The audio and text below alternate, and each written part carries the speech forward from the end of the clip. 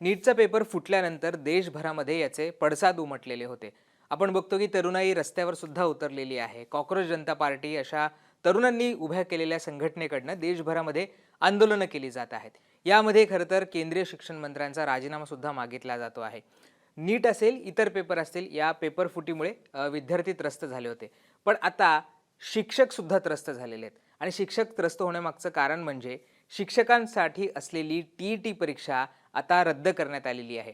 टी-ई-टीचा paper सुद्धा फुटल्याचं आता निदर्शनास आलेलं आहे आणि उद्या होऊ घातलेली ही टी-ई-टीची परीक्षा आता रद्द करण्यात आलेली आहे.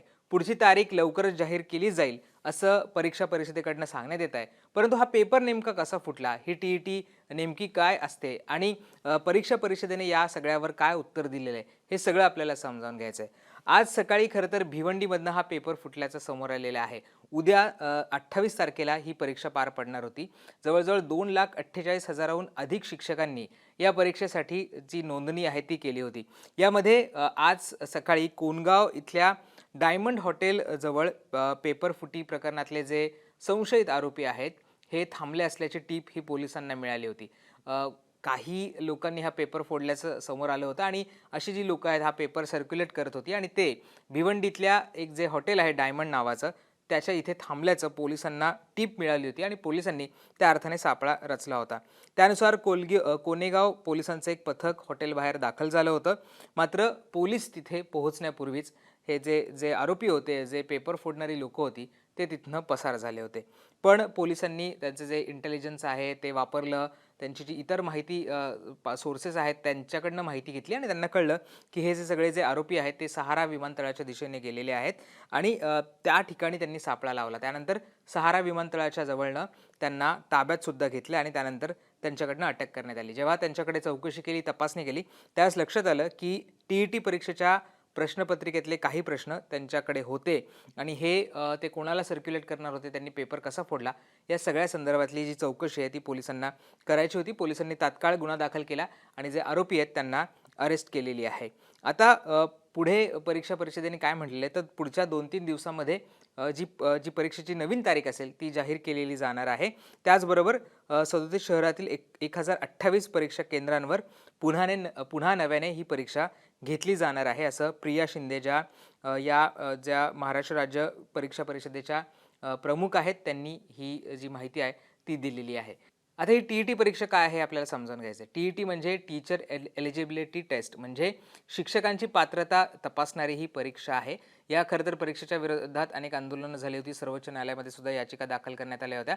पण या सगळ्या याचिका फेटाळल्यानंतर ही परीक्षा घेणं कंपल्सरी आहे. याच्यामध्ये जे शिक्षक होऊ पाहत आहेत त्यांना सुद्धा ही परीक्षा द्यावी लागते आणि जे शिक्षक सध्या काम करत आहेत किंवा रुजू झालेले आहेत, जे सेवा देत आहेत त्यांना सुद्धा ही परीक्षा देणं बंधनकारक आहे आणि त्या अर्थाने ही परीक्षा घेण्यात येत होती. मगाशी मी जसं म्हटलं, की राज्यभरातनं वेगवेगळ्या भागांमधनं जे सगळे शिक्षक आहेत त्यांनी या सगळ्यासाठी नोंदणी केली होती आणि ती परीक्षा उद्या पार पडणार होती. पण त्याआधीच हा पेपर फुटलेला आहे. आता याच्यावर वेगवेगळ्या प्रतिक्रिया सुद्धा येत आहेत. विरोधी पक्षाने सुद्धा याच्यावर टीका केलेली आहे. विरोधी पक्षाने याला जबाबदार असणाऱ्या मंत्र्यांचा राजीनामा सुद्धा घ्या, अशी सुद्धा मागणी केलेली आहे. पण जी परीक्षा परिषद आहे त्यांनी त्यांचं म्हणणं या सगळ्यामध्ये मांडलेलं आहे.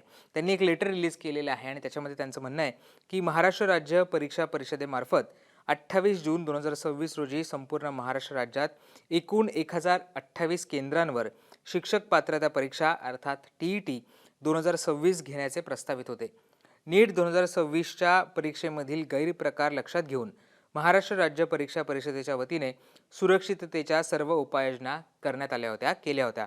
तथापि आज दिनांक 27 जून 2026 रोजी पहाटेच्या सुमारास गोपनीय माहितीच्या आधारे भिवंडी येथे काही इसमांकडे या प्रश्नपत्रिकेबद्दल माहिती असल्याचे समजल्याने भिवंडी पोलीस यांनी सदर ठिकाणी धाड घातली.